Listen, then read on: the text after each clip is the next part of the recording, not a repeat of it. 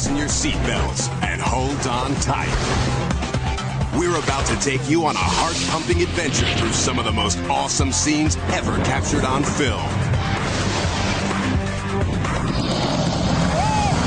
Where surprises lurk around every corner, and a brush with death is worth the thrill of feeling alive.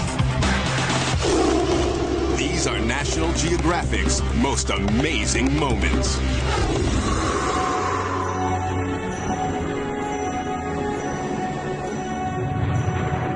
You're in for a wild ride.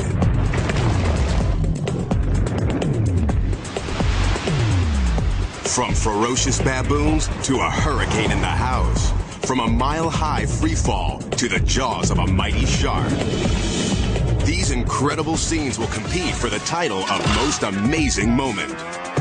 Coming at you in 5 spine-tingling categories. Unexpected killers. Deadly animal encounters. Don't let go of that head! I'm afraid of that head! Amazing discoveries. Nature's fury. And adventures in the danger zone. All I could think was, I have no business dying here. Experience for yourself our most daring and incredible journeys as we count down our top stories of heart-stopping excitement. In the natural world, predators rule. And prey run for their lives. At the top of the food chain, the big boys have some killer moves. Long-range vision.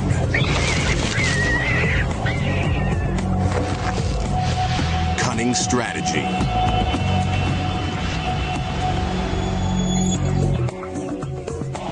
Astounding agility.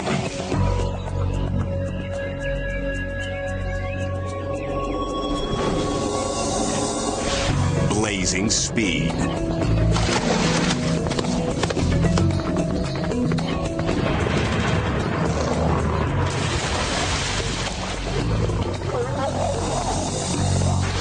And deadly precision.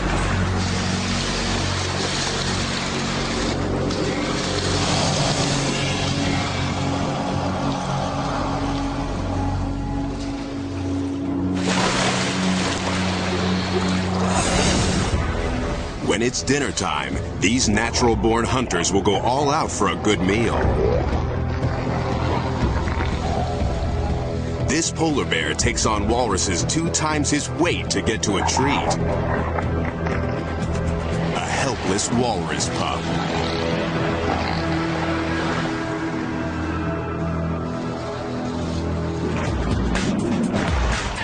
You may think you've seen it all before.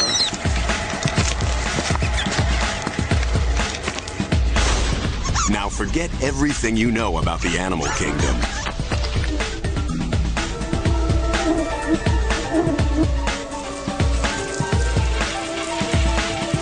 You're about to get a chilling glimpse of unexpected killers. These scenes are bizarre. Ferocious baboons, fearsome frogs, and hippos in a frenzy. These are jaw-dropping, startling, and just plain amazing moments. This sea eagle likes an unusual takeout treat. Poisonous snake, fresh from the sea. The bird will have to hold on tight not to lose her lunch and her life. A seal's sunny day at the beach goes haywire when a killer whale springs from the sea to attack.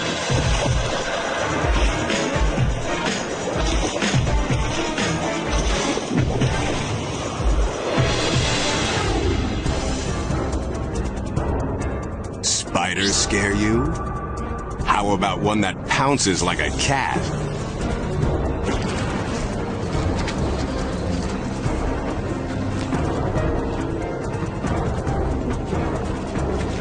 Try running from this hungry lady.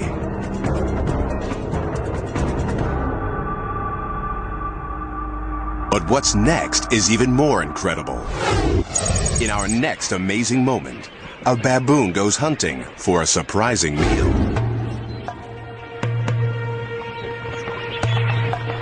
A vast flock of migrating birds has gathered at this lake.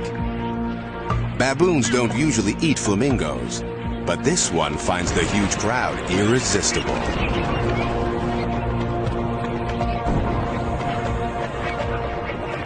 He plunges into the startled mass of birds.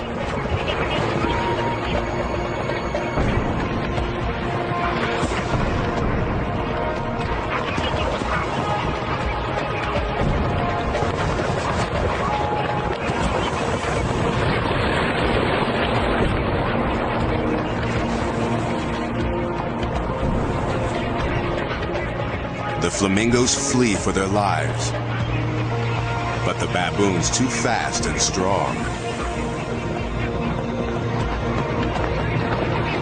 And its teeth are long and sharp like a leopard's.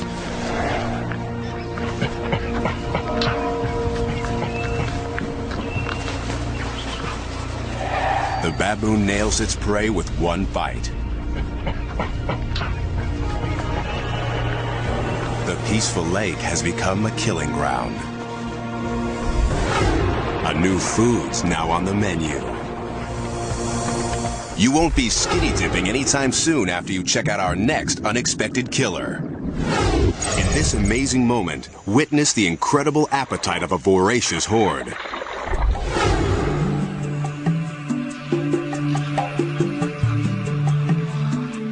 For young egrets, first flight can be a dangerous introduction to the world. A fall from the nest is not unusual. But here, something lurks below the surface.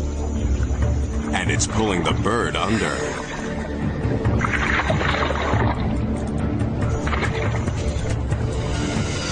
It tries to escape.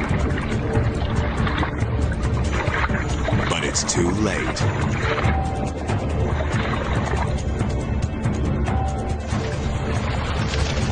A gang of piranhas is eating the bird alive.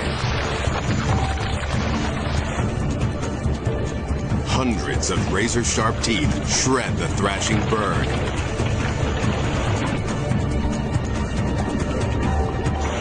The egret's desperate kicks only fuel their feeding frenzy.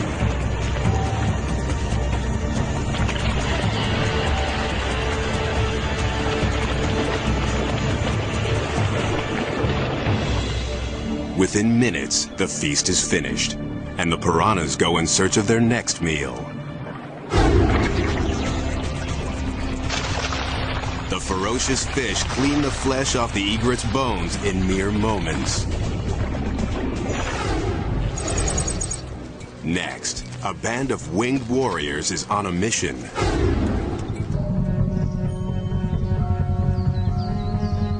"30 hornets are converging on a hive of European honeybees, a species not native to Japan. Inside the hive is something the hornets want. Larvae, pupae, and honey so sweet it's to die for. These 2-inch-long giant hornets are perfectly designed predators. Their stingers pump out a venom so strong it can dissolve human flesh. The Japanese hornets are outnumbered 1,000 to 1. But the European bees haven't had time to evolve a defense against the hornets' shearing mandibles. The hornet vanguard chomps their way through the front line. The bees defend the hive.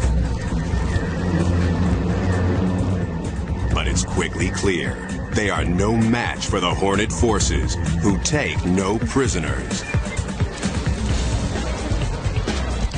Within minutes, they storm their way in and start shredding their way through the entire hive.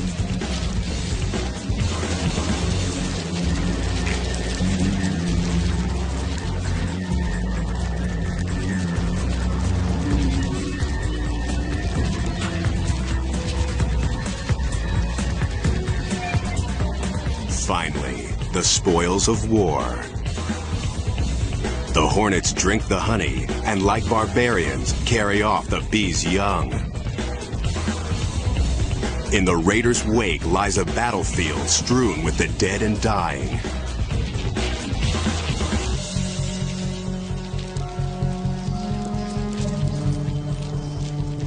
In just 3 hours, 30 hornets have massacred 30,000 bees.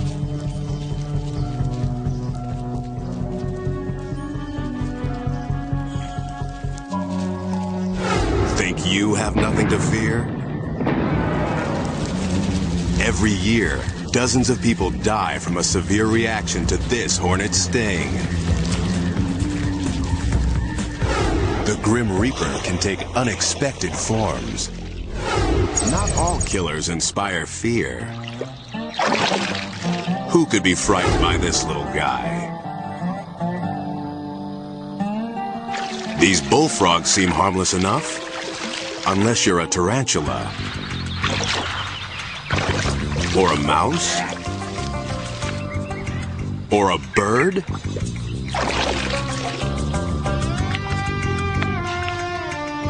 Or a scorpion?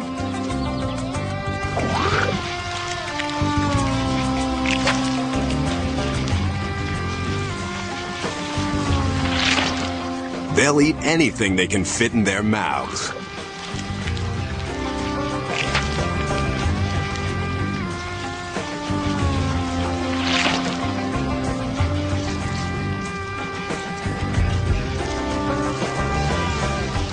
And for dessert, maybe something crunchy. How about Junior?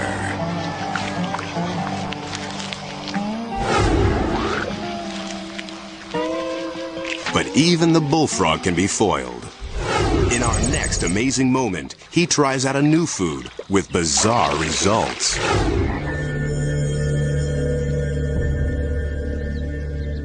This innocent-looking newt enters the frog's field of attack.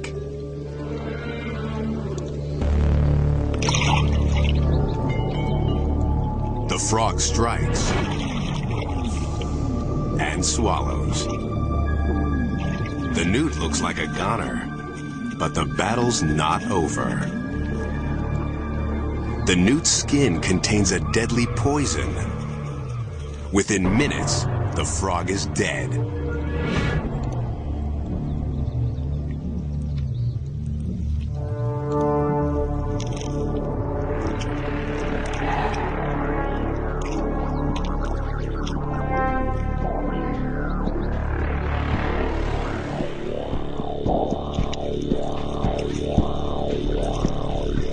And it's the lowly newt who struts away victorious.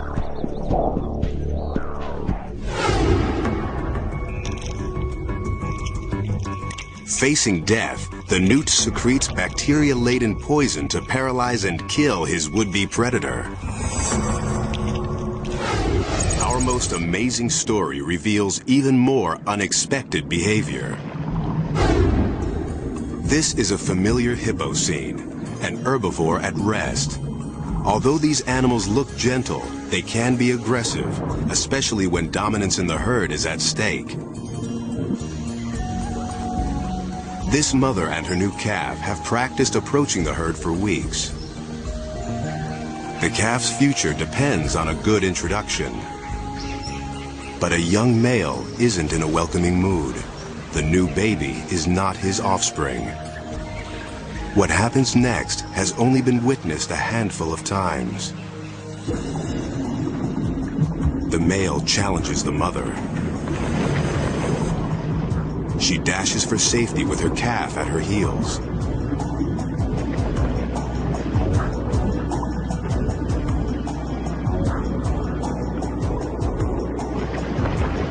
But the water gets muddy. The calf loses his way, and the male hippo turns on the defenseless youngster. In what might be an attempt to assert his place in the herd, he takes the infant into his mouth and shakes.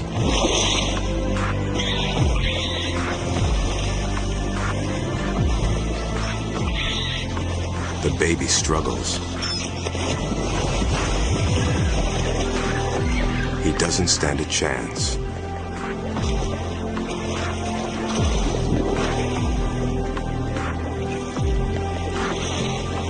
They go under.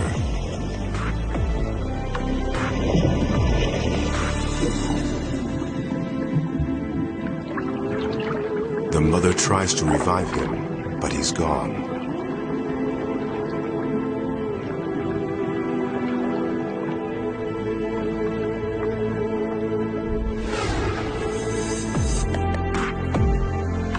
The bull has made sure that this calf won't grow up to be a threat.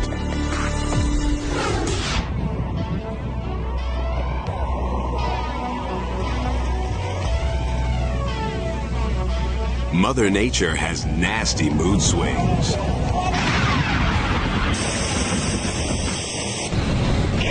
Her anger takes many forms. Raging power. Awesome shows of strength. Disasters of a deadly magnitude.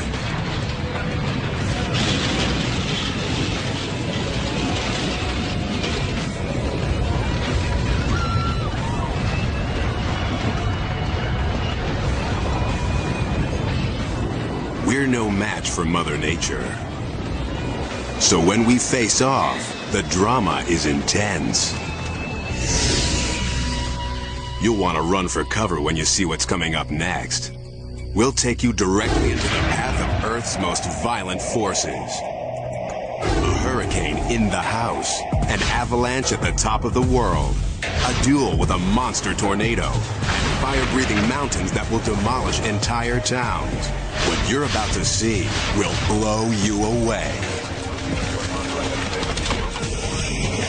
Hurricanes pack a deadly punch with violent winds, torrential rains, and devastating floods.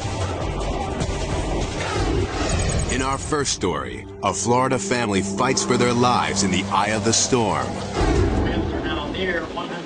August 22nd, 1992. A hurricane named Andrew is picking up steam in the Atlantic. But meteorologist Stan Goldenberg has other things on his mind. On the 23rd, his wife Barbara is in labor. Early stages of labor. As they await the birth of their fourth child, Andrew hurtles towards their home. But outside, Stan sees no sign yet of its fury. Waiting for the hurricane. Beautiful skies. Calm. You never know what was going to happen here in the next 12 to 14 hours or so. By early evening, daughter Pearl is born. Makes you feel like a daddy, right? There you go. But the celebration is short-lived. Barbara and Pearl will stay in the hospital while Stan races home to ride out the storm with the rest of his family. All around southern Florida, residents brace for Andrew's onslaught. We have the family here. That night, Stan shoots this video of his three boys, his sister-in-law, and her family. Joseph, Aaron, Reuben. They know it'll be a rough night.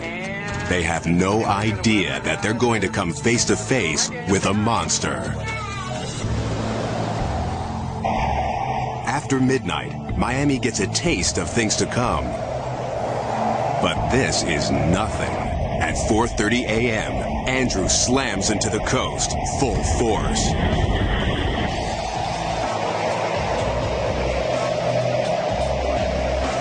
Winds whip at 165 miles an hour.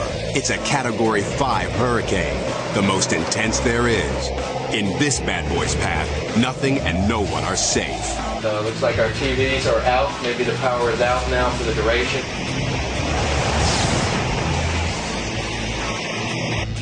Barbara can't reach Stan on the phone. You can hear that outside.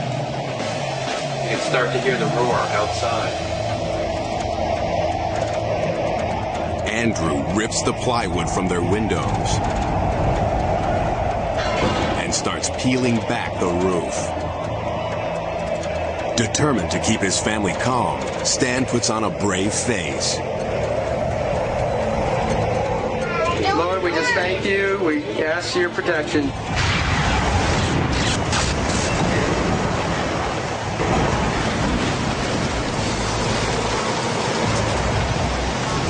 As the hurricane kicks it up another notch, it's hard to believe the Goldenbergs can survive.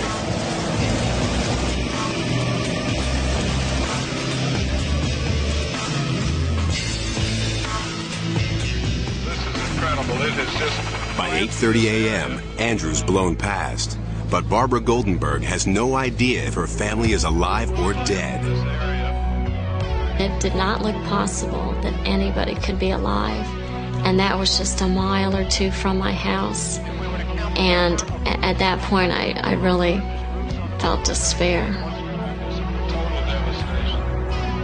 160,000 people in the Miami area are suddenly homeless. 44 are dead. And as the hours pass, there is no phone call to let Barbara know that her family's made it through the night. Barbara's neighborhood is demolished. Her house is smashed to bits. This is all that remains of the kitchen where her family was holed up. Then, finally, a call comes in. I still remember the first time I got through to her on the phone. You know, I just wept. I mean, it wasn't just the excitement of getting through to her, it was me pouring out the emotions of what I had been through. I mean, we'd been through an incredible experience. This wall fell on us, containing the refrigerator, the stove, cabinets, all fell on top of us in that small space you're looking at. The mattress and everything, that's where we were pinned and protected during the worst part of the storm. With their home ripped apart around them, Stan and his family survived one of the fiercest hurricanes in history. Lord, we just thank you. We ask your protection. In our next story, a cameraman stares down white death at the top of the world.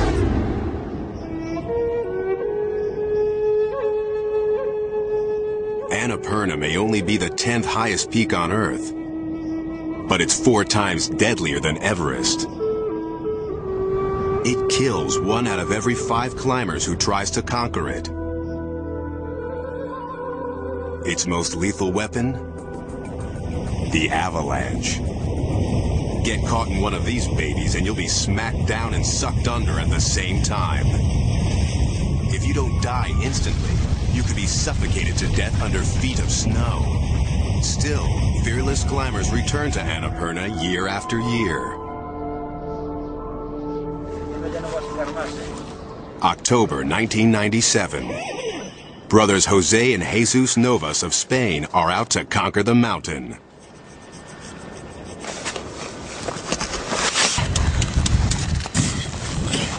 Nos vemos. Cameraman Alejandro Rocha stays behind to film their attempt. Odds are, one of the brothers may not make it home.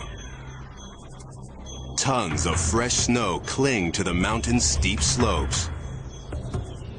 Annapurna is now a ticking time bomb. The brothers forge ahead anyway.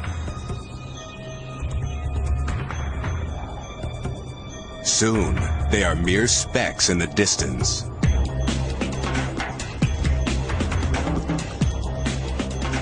Then, as Alejandro films, his worst fears come true. A colossal torrent of snow and ice crashes over the climbers. Avalanches can reach speeds of 80 miles per hour.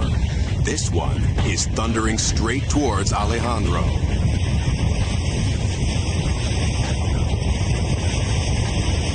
He can't bear to face his killer. He retreats to his tent. This is the face of a man waiting for death.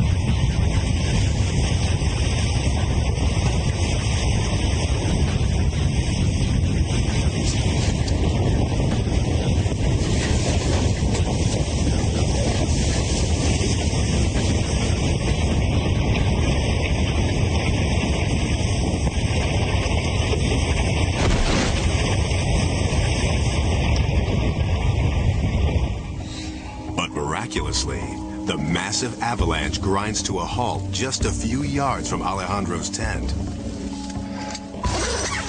His life has been spared. ¿Estáis bien? But what about Jose and Jesus?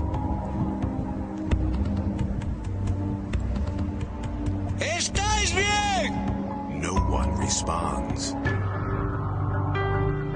They could be anywhere under the snow, crushed by the avalanche, or buried alive. Alejandro searches with his camera for any signs of life. Suddenly, he spots something on the side of the mountain. He can't believe his eyes. An overhanging ledge has protected Jose and Jesus as the avalanche steamrolled over them.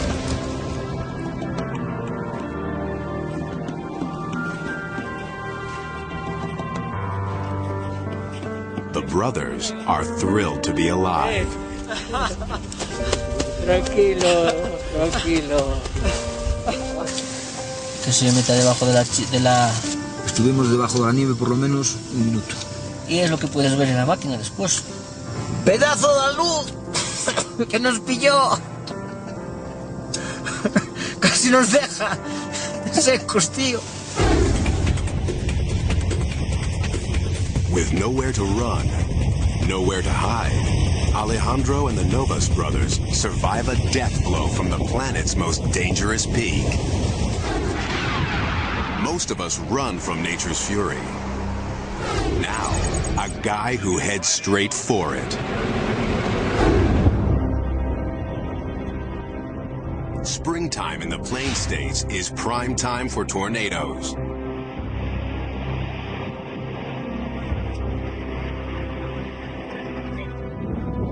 With winds raging up to 300 miles an hour, tornadoes kill more than 80 Americans a year and can flatten a town in seconds. June 24th, 2003. Storm chaser Tim Samaras is in Tornado Alley looking for trouble. This thing turned into a big gust front. His goal, to place as many scientific probes as possible directly in the path of a giant twister. The trick, do it without getting killed. The perfect conditions are forming near a tiny hamlet called Manchester. Weather service Doppler radar indicated a tornadic thunderstorm southwest of Wisconsin. Tim and his teammates drive towards a massive thundercloud. About 7 miles out, a funnel starts taking shape. Oh, look at the laminar tube. He tries to get closer, but no roads lead in the right direction. Oh, let's take this and go up and around. This is a dangerous storm. Take shelter immediately. I'm gonna wait until it gets right angle. Take cover now. He outraces the tornado for a few miles. We took the road heading east, basically going right into the path of the tornado. Right north. Okay, good.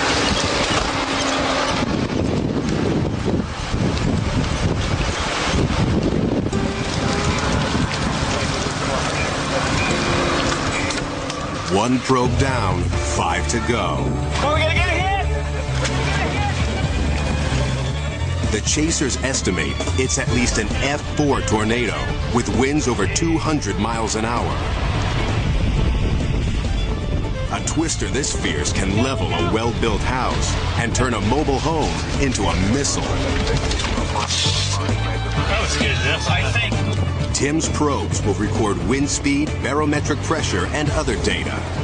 If the tornado sweeps directly overhead, the more he deploys, the better the odds.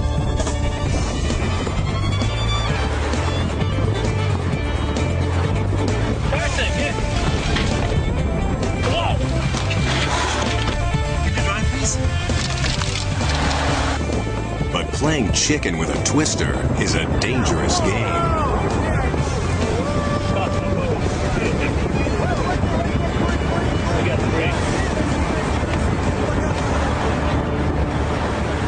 The tornado shreds a nearby farmhouse, a reminder of what 200-mile-an-hour winds can do. Still, Tim is determined to deploy the last of his 6 probes. We need to drop one. Yeah, we don't have time. Seriously. All right? Don't have time. We don't have time.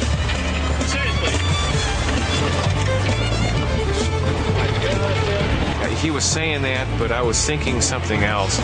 I was already out of the car. I grabbed the probe, I put it on the ground, I jumped in. I deployed in 5 to 7 seconds. Then suddenly, the tornado turns on them. It's coming back on the road. It's coming right at us, too. We gotta put it on. Twisters can accelerate at speeds of 70 miles an hour. This one is only 100 yards away and bearing down fast. Listen to it. If it catches up, it'll fling their van through the air, then crush it like a tin can. The driver puts the pedal to the metal, but the tornado seems to be gaining. The Twister chases the van down the road. Then, at the very last second, veers away and loses steam. They escape unharmed. Not everyone is so lucky.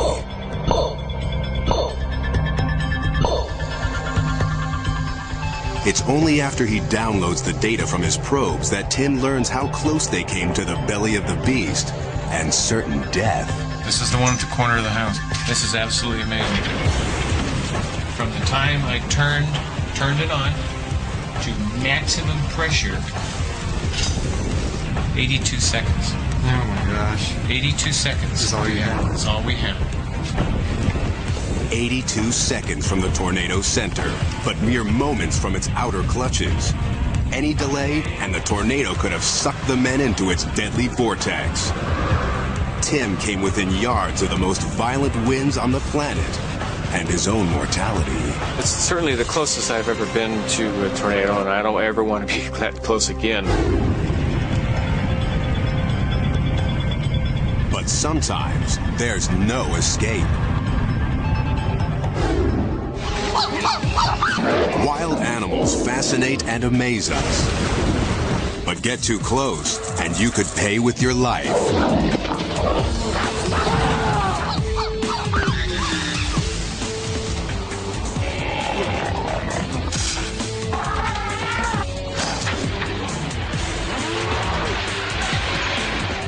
The world's top cameramen can't run scared.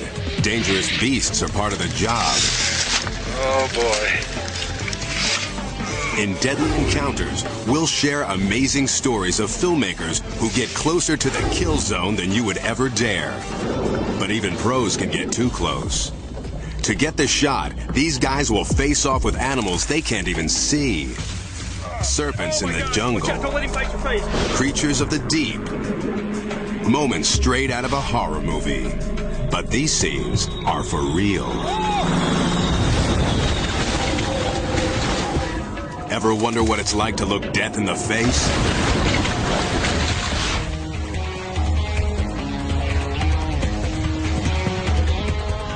Nature's carnage doesn't faze wildlife filmmakers.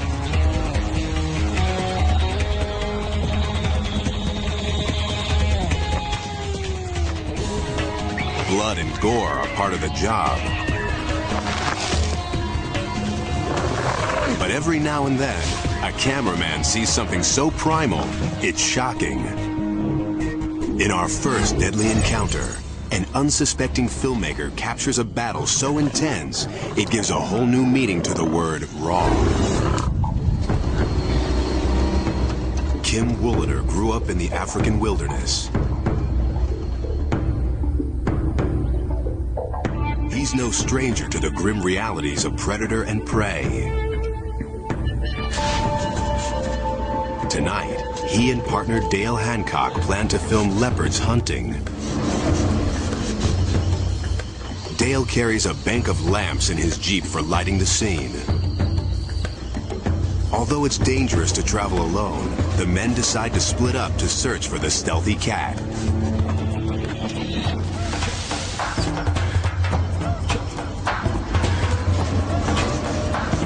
If you're not prepared to put up with what nature throws at you, you probably shouldn't be out here. Wooliter thinks he may have found what he's looking for. But leopards aren't the only predators out hunting tonight. And these aren't leopards. Sounds of killing and carnage surround him. There's an epic battle going on in the darkness. But without lights, Woolader can only listen to the attack. Move it up there. I need those lights in a hurry before they pull this thing down. Yeah, okay, I'm coming. Although most of us would freeze in horror, this seasoned pro is determined to capture the scene on film. He needs Dale's help fast. The battle's getting fiercer. Woolader hopes the hunters don't turn on him. Finally, Dale arrives.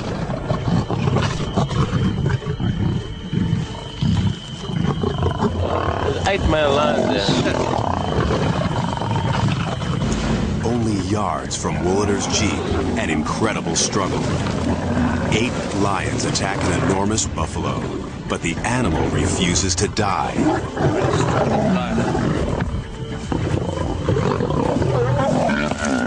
For almost an hour, the buffalo fights back as the lions begin to eat him alive. Awestruck, Woolader films while the pack eviscerates the giant beast. They go for the jugular.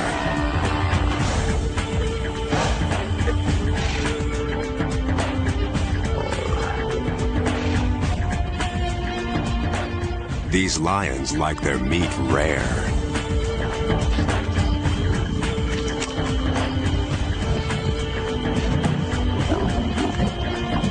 This is pure primal appetite, and Woolader's caught it all on film. This is what it's all about. Hanging in for moments like this. That's a scary looking lion.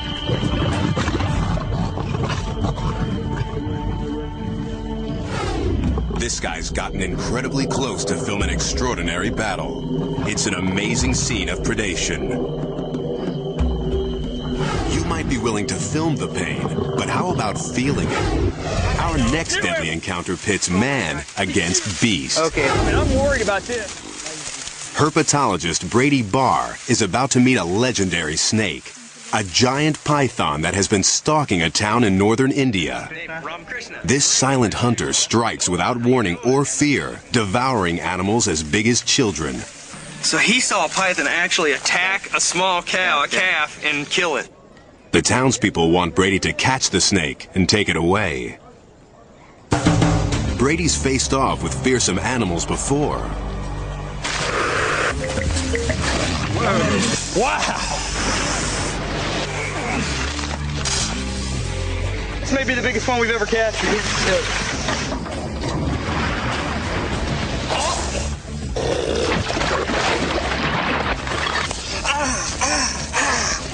But he usually manages to keep the upper hand. God, I guess he's a little freaked out about being hunted. Today, he may meet his match. If Brady can find the snake, he'll need to wrestle it into submission before it snares him with its coils. Where could the python be hiding? Being ambushed by a constrictor can be a deadly business. The snake would bite Brady with 4 rows of backward-facing fangs, while its thick, muscular body would squeeze him, stopping the blood flow to the heart in just minutes. Brady's brave, but not stupid. He brings colleague Jerry Martin with him for backup. I've got a huge python! It's the big one! It's the big one! Everybody, wait! Don't come running up! Don't come running up! It's gigantic! Can you reach it? It's gigantic! It's bigger! No! It's as big as my leg. I'm gonna need your help. Stop. I'm trying, guys. Okay. Wait, he's tongue flicking. He sees us. The python sees Brady. The tongue flicks are its way of sizing him up. He can sense if Brady will make a good meal. Don't anybody go any closer. Brady's never tackled a snake this big before.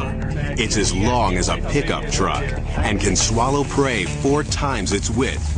Brady tells Jerry to grab the head while he goes for the massive tail. I got a bad feeling about this. Okay, you can be sure that either I'll get the head or the head will get me. 2, 3. Go.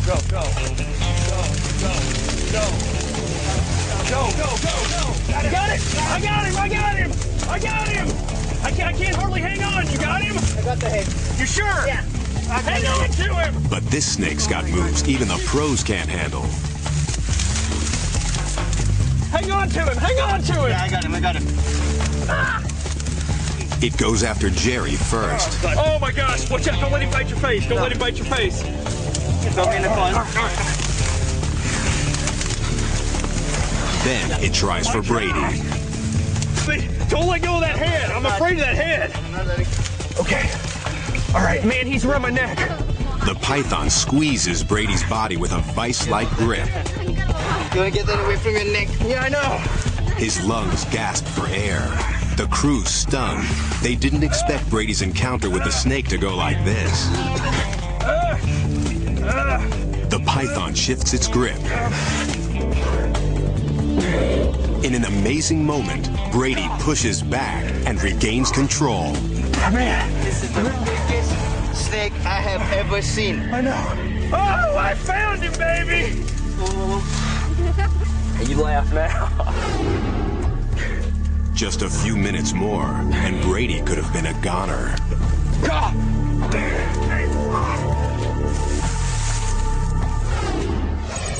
Valerie Taylor tests a shark's biting power, using herself as bait. That's what their teeth do when they get on it. That's the noise you hear. And you really think it's getting into you because of that terrible noise, but it doesn't. Filmmaker Valerie Taylor is about to offer herself up as a meal to a band of hungry blue sharks off the coast of California. Why? She's trying out this chain metal suit.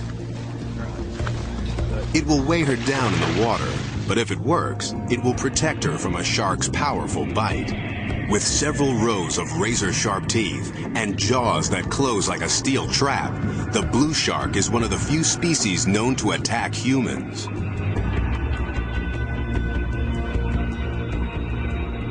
If this is Valerie's idea of a game, they're more than happy to play along.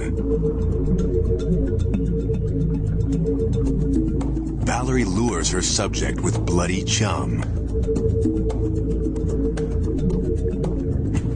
A frisky blue shark lunges at the easy meal. At first, the experiment appears to work. The suit is protecting her skin. But Valerie's overlooked something. Even if this one can't chew her to death, that doesn't mean he'll stop trying.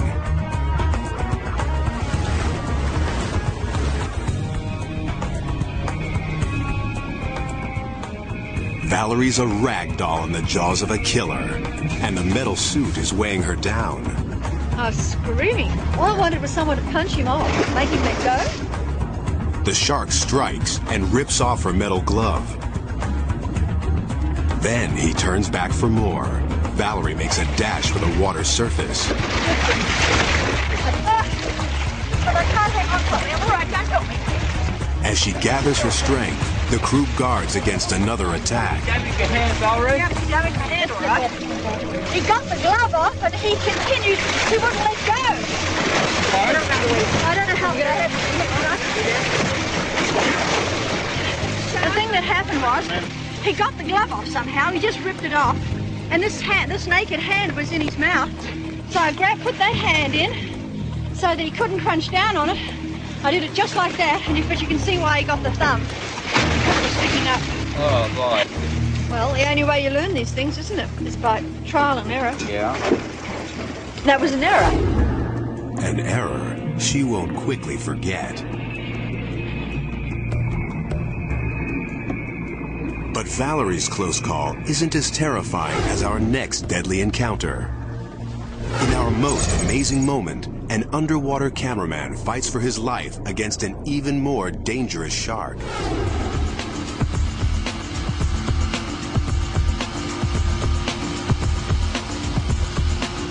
In the waters of Mexico, a National Geographic team of scientists tries out an innovative device.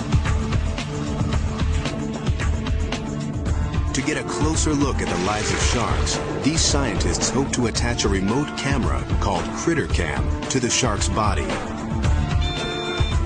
It's a great idea. Once Critter Cam is on the shark, he'll be his own cameraman, taking footage of his life. But to get Critter Cam on the shark, the scientists will have to wrestle a beast with killer instincts. For cameraman and shark specialist Nick Kaloyanis, it will be an unforgettable event. By chance, the scientists haven't caught just any shark, but a bull shark, one of the most notorious hunters in the sea. Hundreds of pounds of lean muscle and rows of serrated teeth make this beast a dangerous creature to aggravate. The team's strategy? 1. Attach the camera. 2. Move to safety. 3. Let the shark free. But the shark has other plans.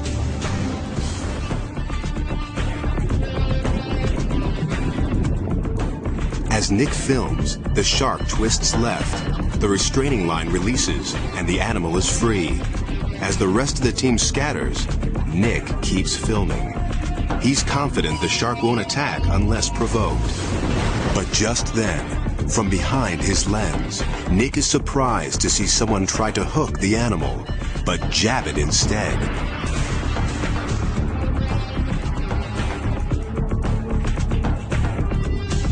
Before he can move, the bull shark turns and comes straight for him. Footage reclaimed from Nick's camera showed these chaotic images. The shark bites Nick's leg. Dagger teeth crunch down from ankle to thigh. The camera falls, spinning down to the sand. The shark continues to attack, ripping flesh from Nick's hand. Another diver shouts for help. Shocked, the team realizes Nick is under attack. As they watch, the shark's thrashing pushes Nick's body to the surface. Incredibly, he's still alive. I come to the surface, and the shark's still on me, and I'm getting tired at this point. I'm losing a lot of blood. The crew rush to save him. While the fishermen grab the shark, teammates pull Nick aboard.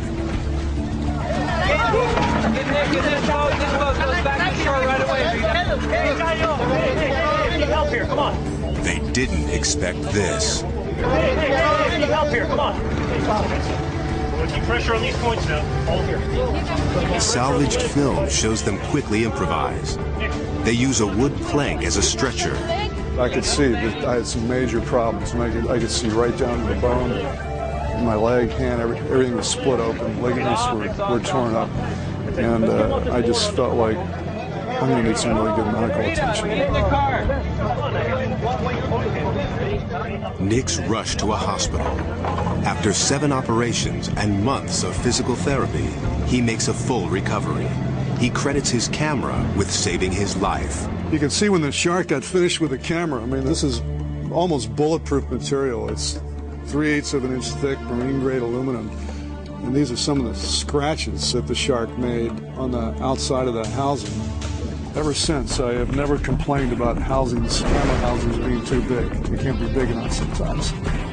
Incredibly, before the year is out, Nick is back in the water, filming sharks. He says he's more wary of human mistakes than an animal he knows and respects. I have no inordinate fears of sharks. I just have much greater caution to my fellow humans. This shark was provoked, plain and simple.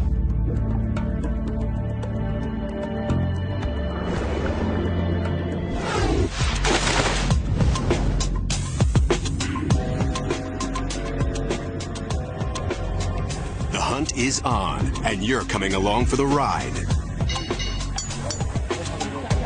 Dig up a monstrous creature. Probe the mysteries of the deep. Uncover secrets from the past. And find a famous face lost in time. We're about to take you on an incredible journey in search of National Geographic's most amazing discoveries.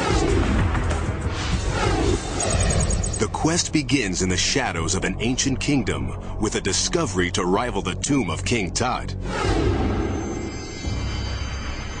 Ancient Egypt, the land of the pharaohs and the pyramids. Thousands of years ago, this kingdom was the center of civilization, but it eventually fell to ruin, its secrets lost. But now, near the pyramids of Giza, a team of Czech archaeologists is about to make an incredible discovery. A sealed tomb almost 100 feet underground. This burial vault is an irresistible temptation, but some say opening the grave could trigger the mummy's curse. Dr. Zahi Hawass is Egypt's director of the pyramids. Superstition doesn't stop him. We are here to open the sarcophagus. Maybe we'll find a mummy, maybe we'll find more than a mummy.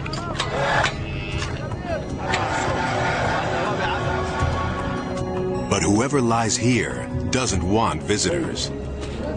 As sand is cleared from the shaft, the dry clay walls crumble. They could collapse at any moment. There's already been one cave-in. Could it be the curse is coming true? As the grave's outer cover slides back, the lights flicker ominously. Frightened, workers flee. But Zahi won't stop now. Who knows what this tomb could contain? A giant stone sarcophagus covers the body. This is unique because of one thing. This is intact. It was not opened since 2,500 years ago. It happens very rare in our history. Zahi's just dying to look inside. For the first time in 2,500 years, a mummy reappears under intricate beadwork. The burial shroud's in excellent condition, but the discovery's about to get even better. On the walls of the tomb, well-preserved hieroglyphs tell the story of the mummy's life. His name was Yufa, and he was a powerful man, a priest and palace administrator in the waning days of Egypt's glory.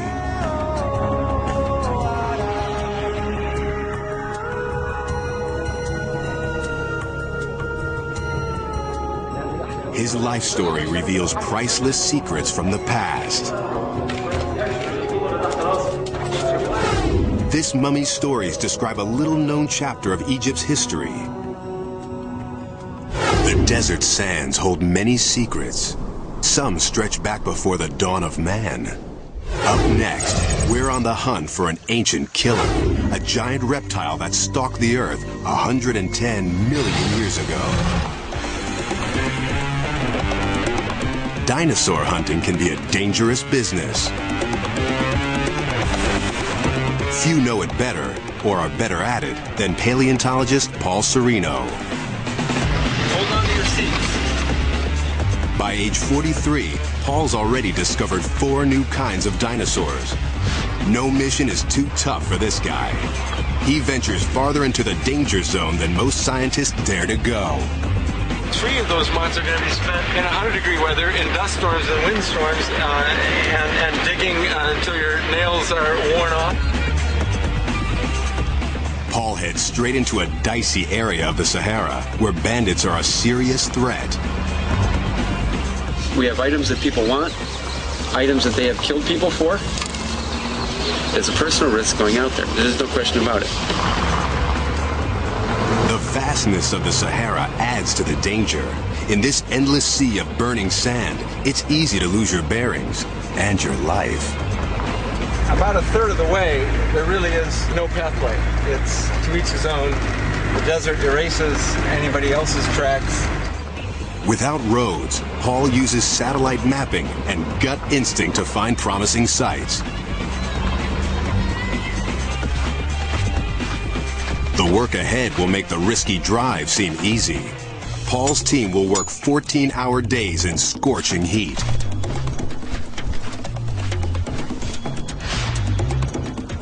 If you come walking out of here in 2.5 months and you say that is not the hardest thing that I have done in my life mentally and physically, then you haven't tried hard enough. Digging up a bone in the desert can be like finding a needle in a haystack, but it's not long before Paul hits pay dirt. He's unearthed an ancient graveyard and an extraordinary skeleton. We have just found a skull that really is about the biggest I've ever seen. Man, it's mammoth. Lying down next to it gives you some idea of the size. The skull is just a little bit bigger than me, so it's close to 6 feet long. Oh my gosh. Paul's discovered an amazing creature, the gigantic ancestor of modern-day crocs. Even the most fearsome crocodile walking the earth today is tiny compared to this monstrous beast. This prehistoric super croc measures 40 feet from tail to tooth and could have eaten dinosaurs for lunch. Paul's thrilled by the monster he's uncovered. Working with bone casts, a sculptor brings it back to life. Oh my gosh. Oh my gosh. You're a monster. I've been dealing with static, beautiful but fossilized bones, individual bones. To see it together is just amazing. Paul Sereno digs up Super Croc and shows us the jaws that sent dinosaurs running for their lives.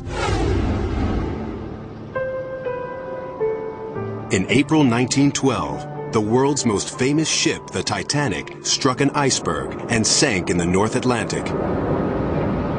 More than 1,500 people died. It's hard to imagine a time when this icon was thought to be lost forever. But without coordinates to pinpoint the grave, finding the ship was long considered mission impossible. In 1985, a man named Bob Ballard is up for the challenge. He and a team of French scientists believe they can use a new sonar mapping system to finally find the lost Titanic. But the odds are against them. The search area is over 400 square miles and more than 2 miles deep. Ballard can't even be sure the sonar is working in these murky depths. After 3 stormy weeks at sea, the Titanic eludes them. With time running out, Ballard changes his tactics. He sends an unmanned video search vehicle to the bottom of the sea. The cameras transmit footage back to Ballard's ship. 14 days pass with no sign. Then late one night, the search monitors come alive. There's something on the ocean floor, 2.5 miles down. 73 years after the Titanic set sail, the ship reappears. Bingo! Yeah! This sucker exists! Ballard is king of the world. The wreckage seems frozen in time. A haunting record of hundreds of lives cut short. An anchor. A deck chair. A man's boots.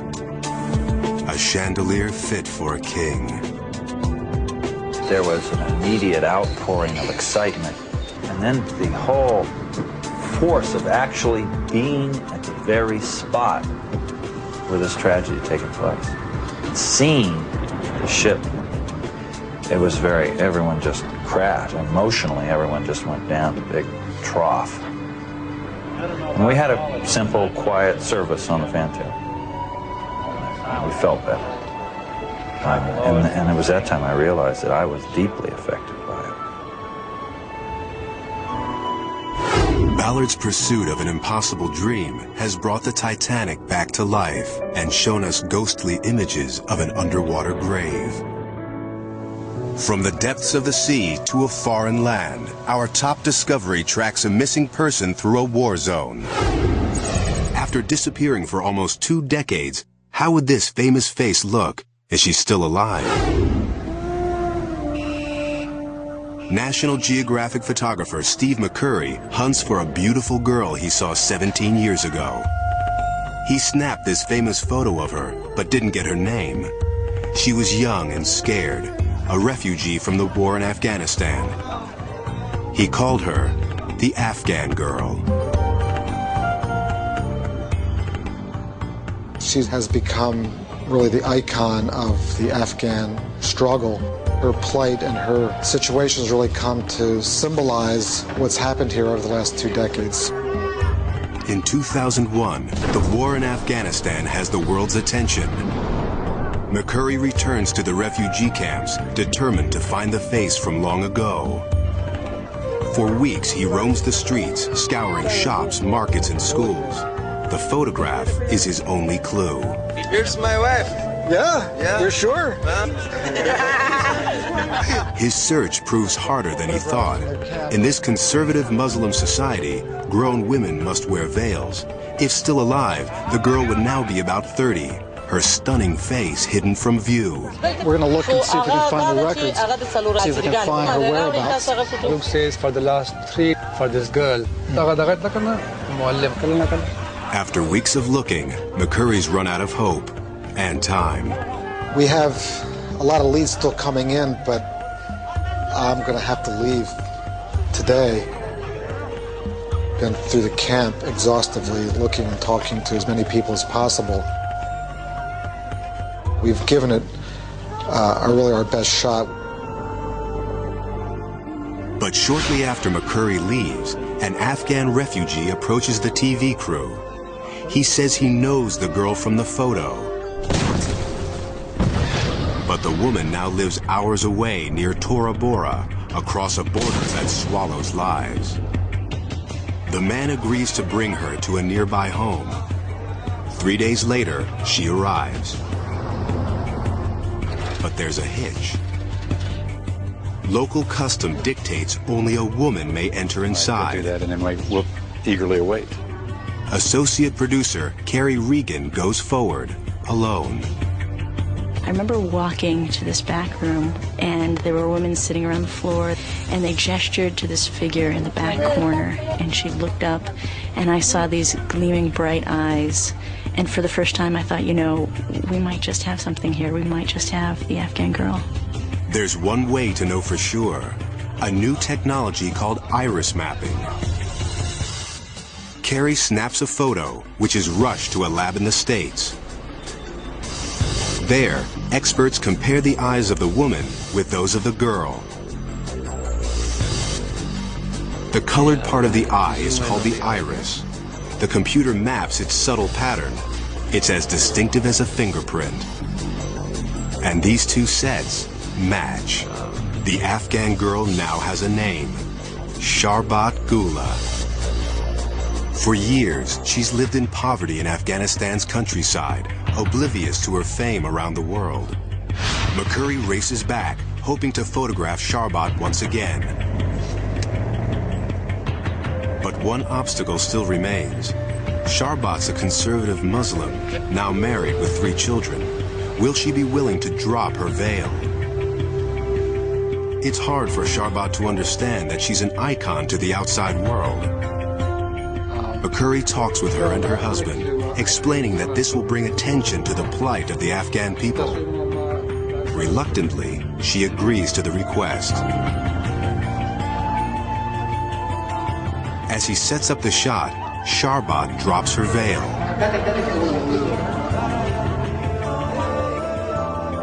The famous eyes flash defiantly, again capturing the attention of the entire world. Sharbat's face reveals the sorrow of war, but for McCurry, it sends a message of both courage and hope. The fact that she's lifted up her burqa and revealed her face to the world, essentially, is sort of a minor miracle. These adventurers have traveled beyond time and boundaries to make amazing discoveries that broaden our understanding of the world.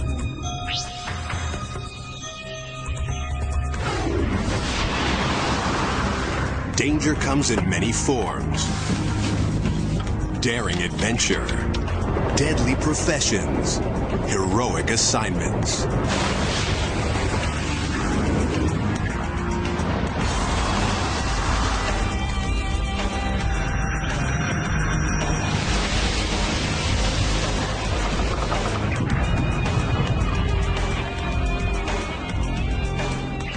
Some men and women accept the risks. These are their stories from the Danger Zone. what would you do if your ship went down at sea? If a base jump went wrong? When the bullets start to fly? Whether expert explorer or ordinary man, response to danger is anything but predictable. In our first story, an ordinary man faces an extraordinary test. The ocean's a cruel mistress. Commercial fishing is one of the world's deadliest jobs. Wicked weather and rogue waves can turn a beautiful day into a deadly disaster. And when the chips are down, a swift reaction can mean the difference between life and death. It was a horrible experience. One I hope I never have to live through again. At 3 p.m. on a cold afternoon, rough seas slam a small fishing boat named the Strider. The crew is in trouble. The waves are getting worse. There are 3 men on board. Captain Spike Chipperfield, his girlfriend's son Jim, and his uncle Butch. 1, 2, 3 monster waves crash into the ship. The Strider's going down. The seas throw Butch and Jim overboard. But Spike's trapped in the engine room. It was so dark I couldn't see, and I was disorientated, and I banged my head and hurt my knee and my arm. I said to myself, if I stay here, I'm going to die, or I'm going to die trying to get out of here. And I saw a little corner of light about 15 feet below me, so I dove for it. That light is the door to the outside. Spike fights his way to the surface. He and Jimmy cling to the barnacle-riddled boat, trying to open a life raft. The barnacles, they were like razors, and they were just washing us back and forth like a cheese grater. I almost lost Jimmy in the sea, and I grabbed Jimmy's hand, and then Jimmy scurried back up. The raft pops open. Spike and Jimmy get on board. And when we turned for my uncle, he was about 15 or 20 feet away, but he was already face down in the water, dead, you know. So horrific, so devastating. Spike's lost one loved one. He'll have to fight not to lose young Jimmy. He's only 15 years old. These cold seas will cause hypothermia, and Spike's blood could draw sharks. Hundreds of fishermen are lost at sea each year, but Spike won't give up. Just then, a helicopter appears. The Coast Guards heard their Mayday call. A camera on the craft captures an incredible shot of a man and a boy struggling to beat the odds. But the danger's not over. The helicopter's rotors generate hurricane-force winds. They could actually blow you right off that raft. If the pilots aren't careful, the sea will become an angry whirlpool, tipping the raft and drowning the men. The helicopter backs away and drops a rescue swimmer in the angry seas. They're streaked with boat fuel and blood. His life is just as much danger as mine when he's in that water. I mean, anything could happen. Spike puts Jimmy's life ahead of his own. Although he's badly injured, he tells the swimmer to take the boy first.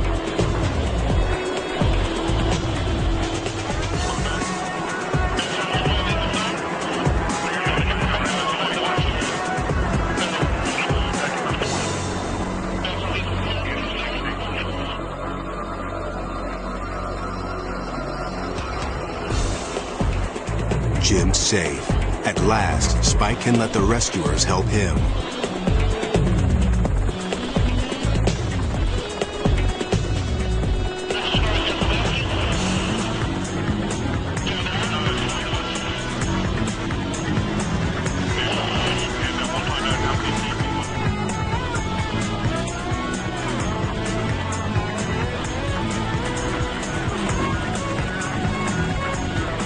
Spike can't believe the ordeal is over. I mean, it's just, I haven't really found the word to describe that feeling. It's a gut-wrenching, heart-stopping, mind-boggling experience that it just sends you like through a spin cycle. Despite terrible trauma, Spike's managed to beat death, saving his own life and Jimmy's. I mean, know, the youngest is always the one you worry about, and I wasn't going to go home without Jimmy. And that's what family's about, and that's what it's about when you love someone. The mortal danger faced by fishermen is well known by adventurer Sebastian Junger, author of The Perfect Storm. Now, after writing about the risks taken by others, Sebastian's decided to tackle a story to test himself. Fall 2000. A civil war rages in northern Afghanistan. Guerrilla fighters battle for freedom against the oppressive Taliban regime. No, because it'll soak up the blood. This war is fought in a remote and unforgiving land. Not even foreign reporters are safe. Right straight through, huh? Journalists willing to risk their lives must sneak onto the battlefield. To cross rebel lines undetected, Sebastian Junger flies in the dead of night. Sebastian's determined to report on the men trying to topple the Taliban, but that's only part of his mission. He's seeking out danger as a personal test. I wanted to know how I was going to do. Okay, once I come out of this, I really can call myself a journalist. To succeed, Sebastian must do more than write about the victims of a vicious war. He must go to where these men were wounded and document the horror of the front lines.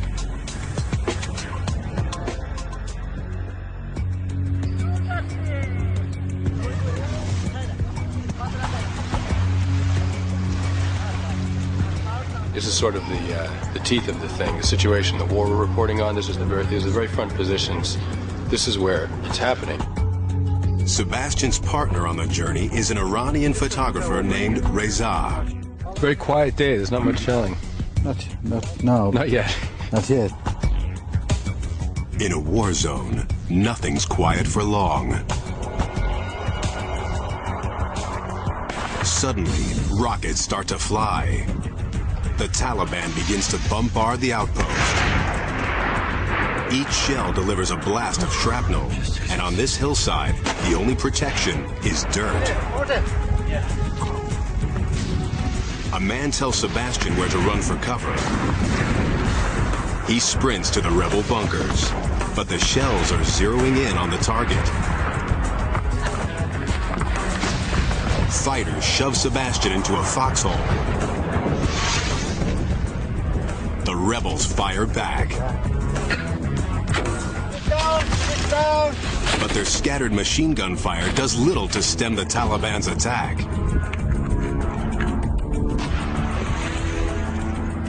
The shells keep coming. Sebastian hits the dirt. I suddenly realized in that moment that I'd never been scared before. I'd never really been scared before. This was fear, and it was just blindingly terrifying. This rocket misses. Went over us. Went past us at the other side. But another one can't be far off.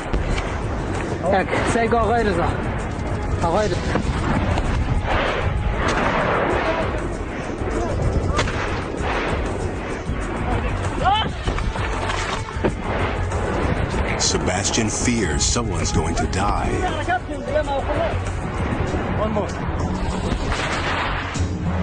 He hopes it won't be him.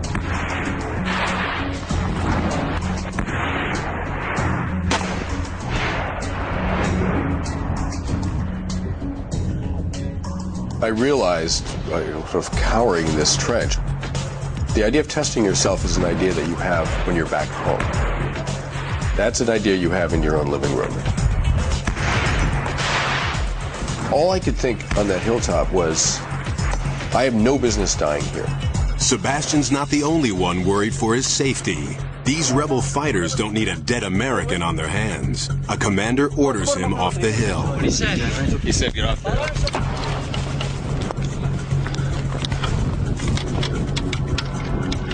Sebastian's test is over, but the reality of war for these rebels is far from the end. We got a taste of it. That's nothing what those guys are going to go through tonight. Brace yourself for an unbelievable thrill as our most amazing moment takes you over the edge. Base jumping. An adrenaline-pumping plunge into the space between life and death. Where death has the distinct advantage.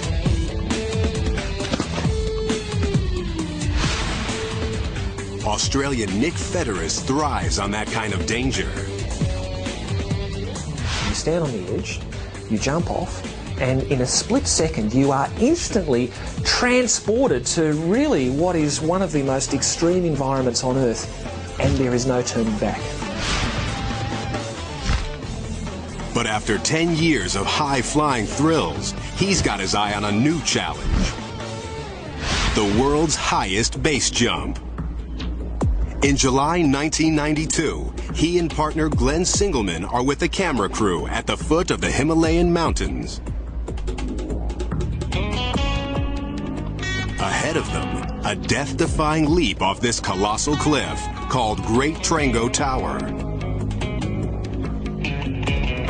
My God, that is so big. Trango Tower looms almost 4 miles above sea level. Its sheer granite face alone is 6,000 feet, almost 5 times the height of the Empire State Building. It will take weeks to climb up, mere seconds to plummet down. Along the way, Trango tests Nick's limits as a mountain climber. After more than 20 days of climbing, they finally reach the summit. But the biggest challenge still lies ahead. They rappel down in search of a launch site. Tons of this snow and ice could break off at any minute and crush them. They know they're on borrowed time. They find a ledge and clear it of snow and rocks, making sure it's a clear shot to the glacier below. Without chutes, it's just 10 seconds to impact. Well, we can do that. I'd call that a big wall base jump. Nick and Glenn strap on their gear and come face to face with the edge of the world. Nick has 15 pounds of camera equipment built into his helmet. Cameras strapped to his chest and leg will also capture their attempt at the world's highest base jump.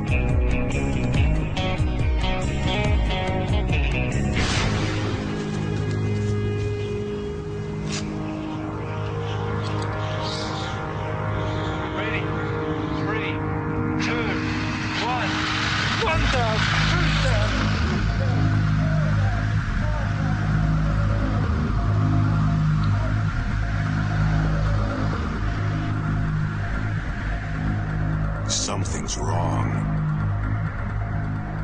The weight of the camera causes Nick to tumble out of control.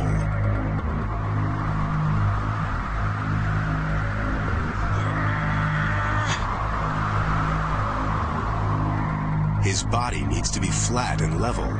Otherwise, even if he deploys his chute, it won't inflate.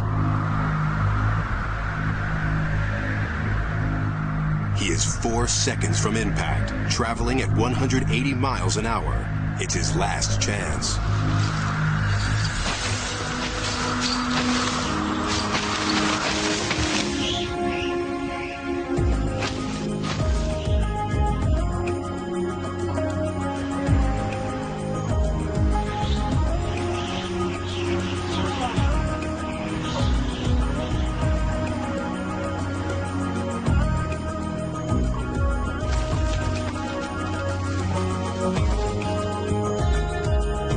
Never been on my back on a base jump before, but I was in control when it mattered, and I feel great.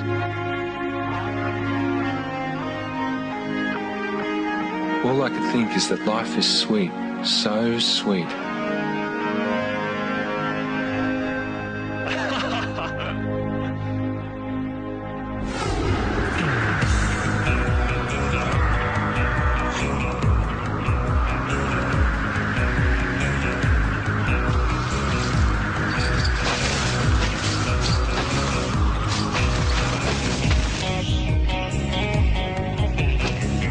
let's look back at our stories from the danger zone. These brushes with death remind us of the thrill of being alive.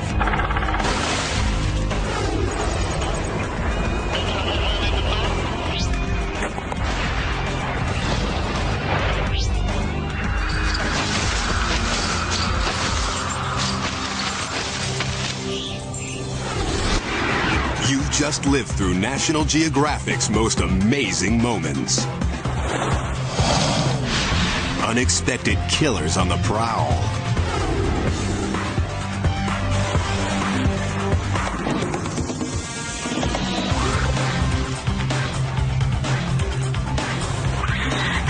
Fighting for life against the planet's most dangerous forces.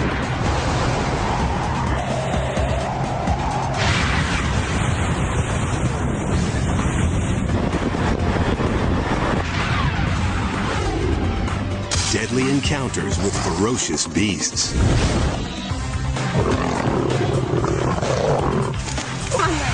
Get him off that dude. God! The quest for awesome discoveries.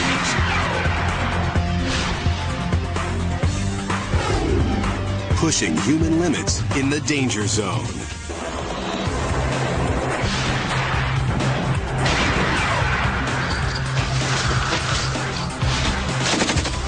Truly amazing.